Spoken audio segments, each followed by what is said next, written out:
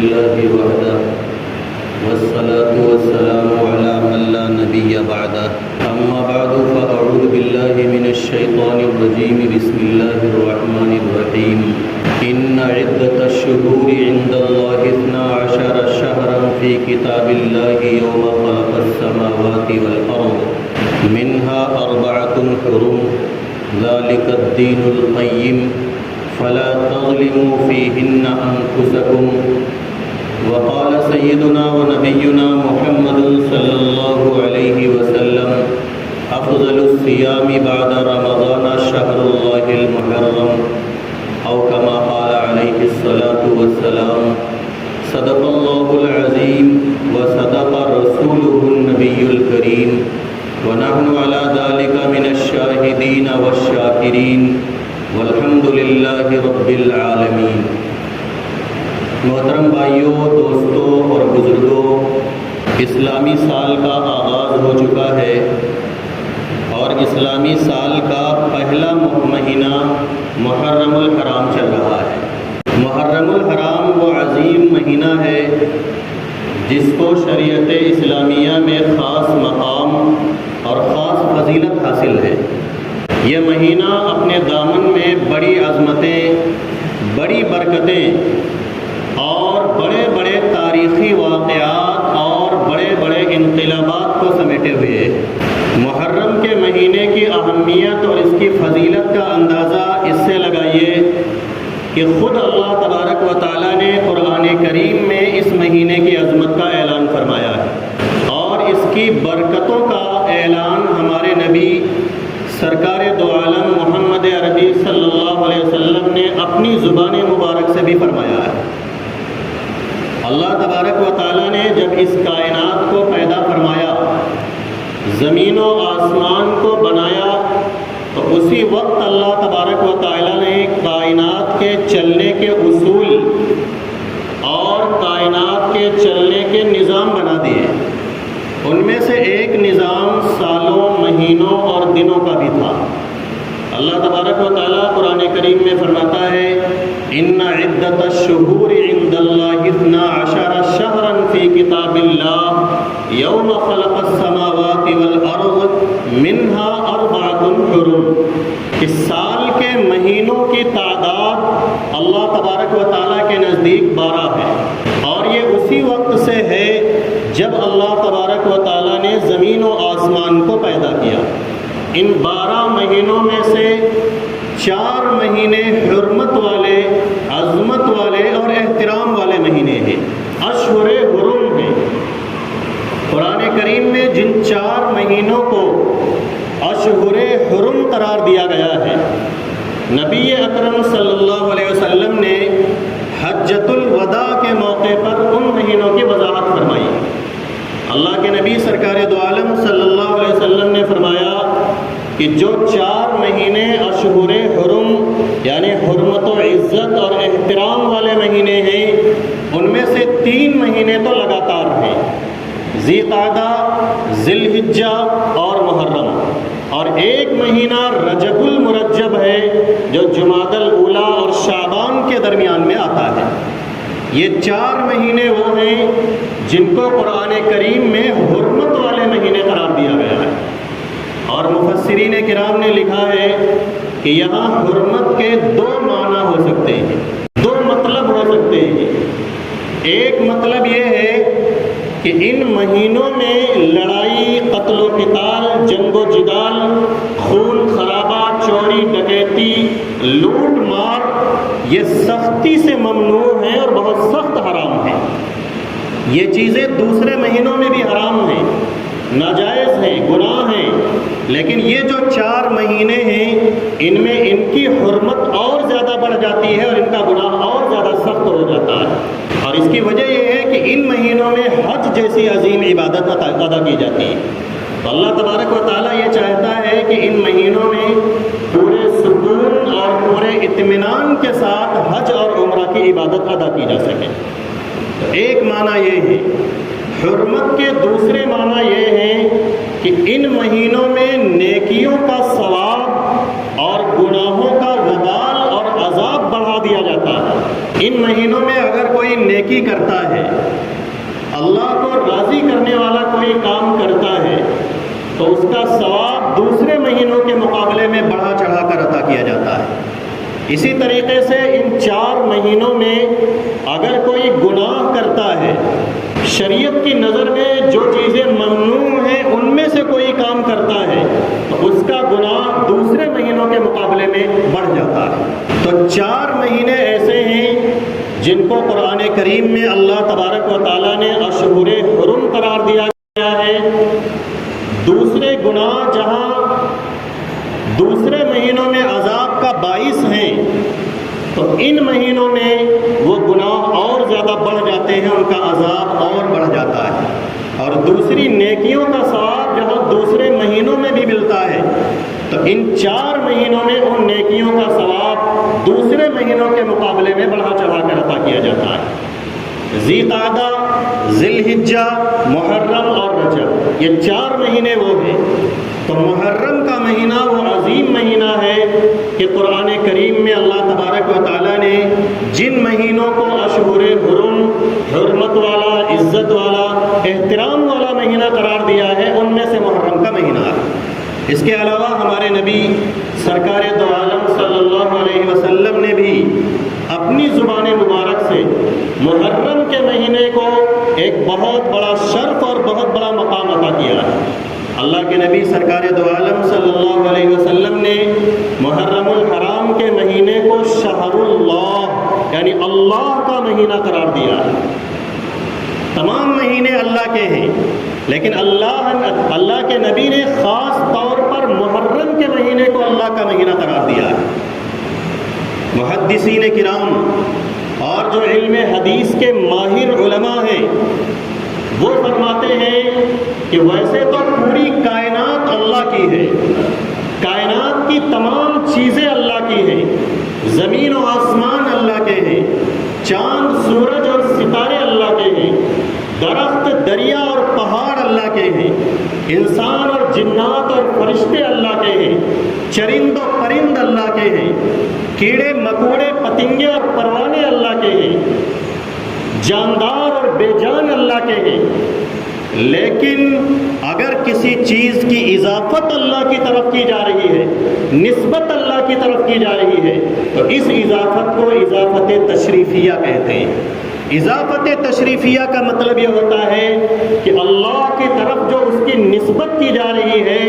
تو اس چیز کو خاص شرف اور خاص مقام عطا کرنے کے لیے وہ نسبت کی جا رہی ہے۔ جیسے اس دنیا میں لاکھوں گھر ہیں،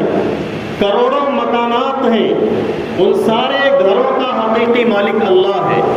تمام مکانات جو ہیں وہ اللہ کے ہیں، لیکن بیت اللہ یعنی اللہ کا گھر جو کہا جاتا ہے وہ خانہ کعبہ کو کہا جاتا ہے۔ اس کی وجہ یہ ہے کہ تمام گھر اللہ کے ہیں لیکن جو خانہ کعبہ ہے یہ ایسا گھر ہے جس کو اللہ کے یہاں سب سے اعلیٰ مقام حاصل ہے،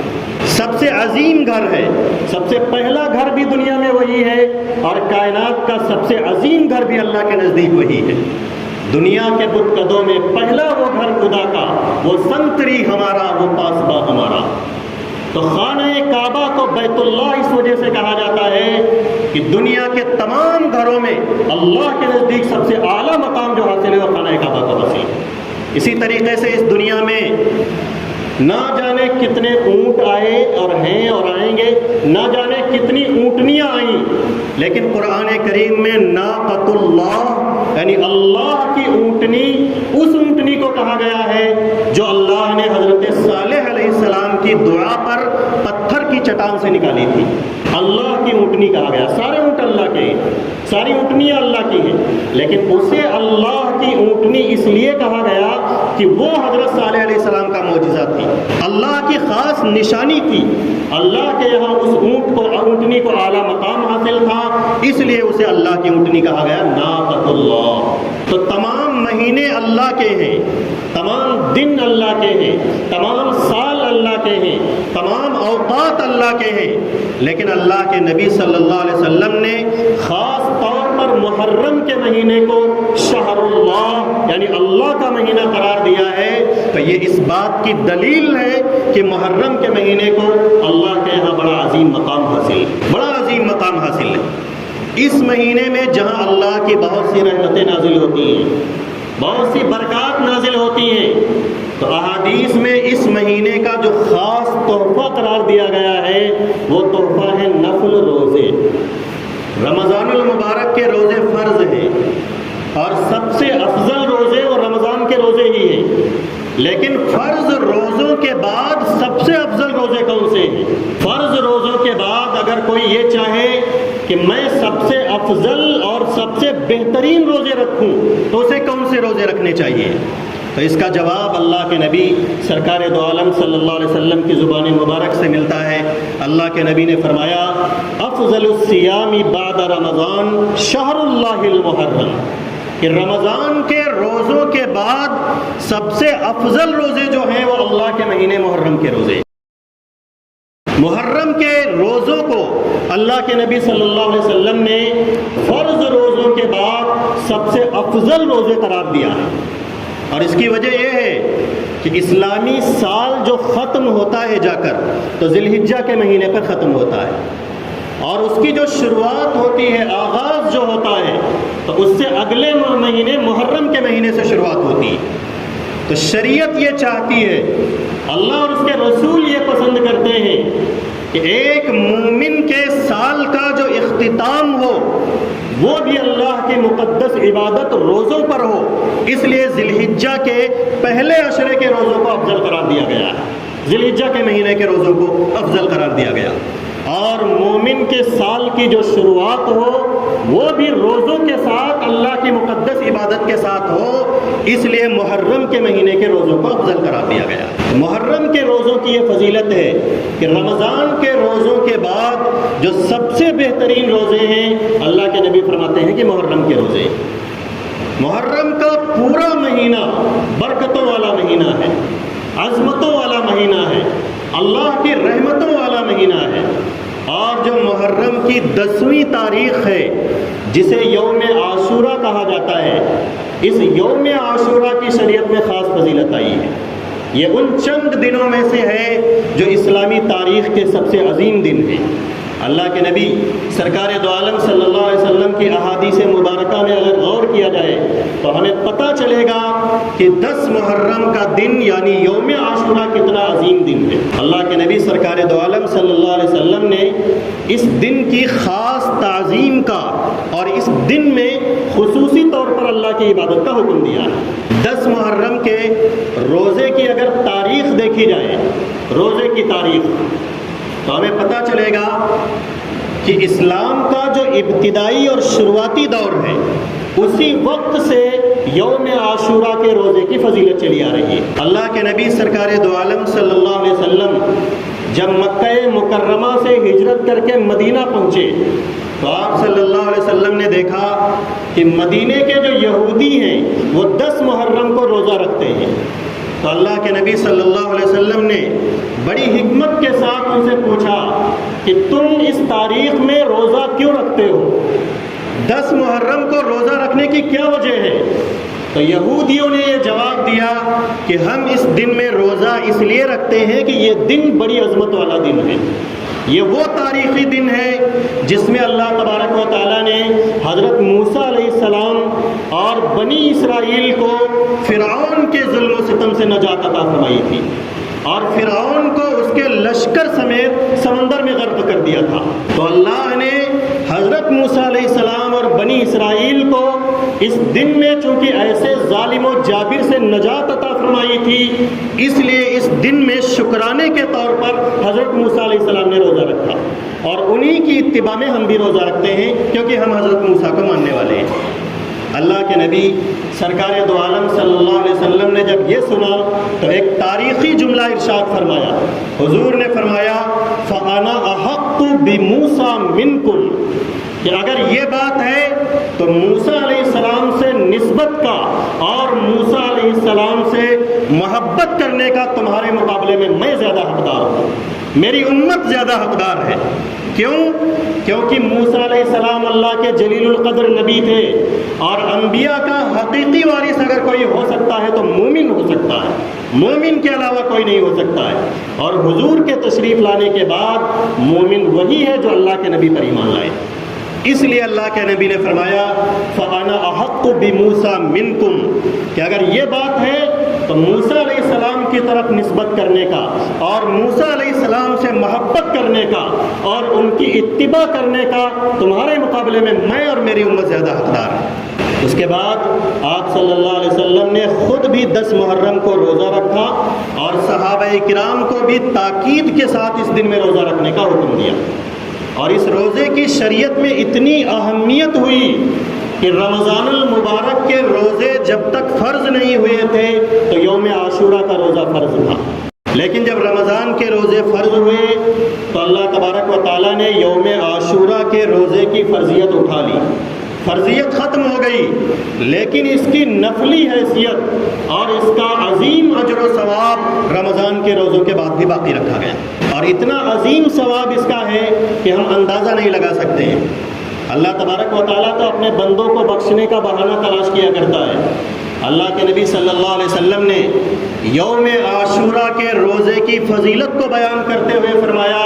کہ اگر کوئی یوم عاشورہ کا روزہ رکھتا ہے تو مجھے اللہ کی ذات سے پوری امید ہے یکفر السنۃ الماضیہ،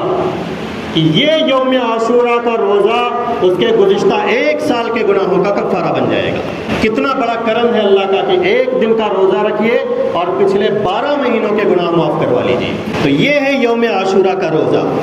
لیکن اسلام چونکہ ایک امتیازی مقام رکھتا ہے، اسلام ایک عظیم دین ہے اور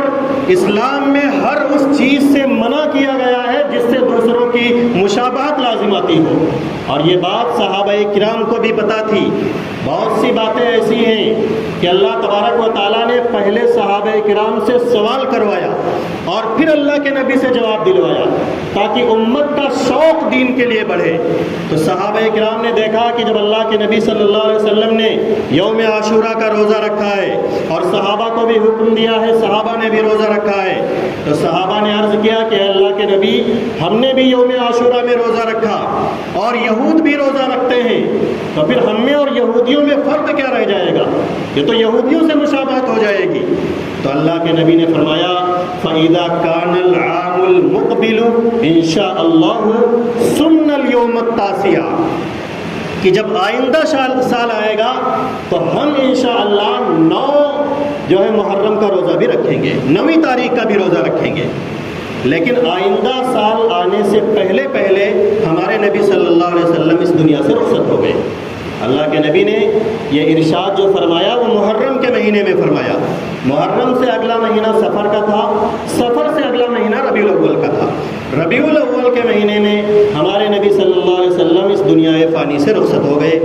تو اگلے سال آپ صلی اللہ علیہ وسلم تو اس دنیا میں نہیں رہے، لیکن حضور نے چونکہ یہ فرمایا تھا کہ آئندہ سال ہم 9 تاریخ کا بھی روزہ رکھیں گے، اس لیے امت کے لیے یہ اصول بن گیا کہ تنہا 10 محرم کا روزہ نہ رکھا جائے بلکہ 9 محرم کا روزہ بھی ساتھ میں رکھ لیا جائے۔ علماء نے، محدثین نے اور فقہاء کرام نے لکھا ہے کہ صرف 10 محرم کا روزہ رکھنا یہ مکروہ تنزیہی ہے۔ مکروہ تنزیہی کا مطلب یہ ہے کہ اگر کوئی ایسا کرتا ہے تو گناہ تو نہیں ہوگا لیکن بہتر نہیں ہے۔ بہتر یہ ہے کہ 10 محرم کے ساتھ ساتھ 9 محرم کا بھی روزہ رکھا جائے، اور اگر 9 کا نہیں رکھ سکے ہیں تو 11 محرم کا روزہ رکھ لیا جائے تاکہ یہودیوں کے ساتھ مشابہت لازم نہ آئے۔ تو یہ محرم کا مہینہ ہے اور اس کی جو 10ویں تاریخ ہے جسے یوم عاشورہ کہا جاتا ہے، اس کی خصوصی فضیلت آئی ہے، تاریخی اعتبار سے بھی اس کی بڑی اہمیت ہے اور اس میں روزہ رکھنے کی بھی بڑی فضیلت آئی ہے۔ تو ہمیں چاہیے کہ ہم اس مہینے کو پوری قدردانی کے ساتھ گزاریں، روزے کا بھی اہتمام کریں، عبادتوں کا بھی اہتمام کریں۔ اللہ تبارک و تعالی ہم سب کو اس کی توفیق عطا فرمائے، اور جو کچھ کہا گیا اللہ تعالیٰ ان تمام باتوں پر عمل کی توفیق عطا فرمائے۔ وآخر دعوانا ان الحمد للہ رب العالمین۔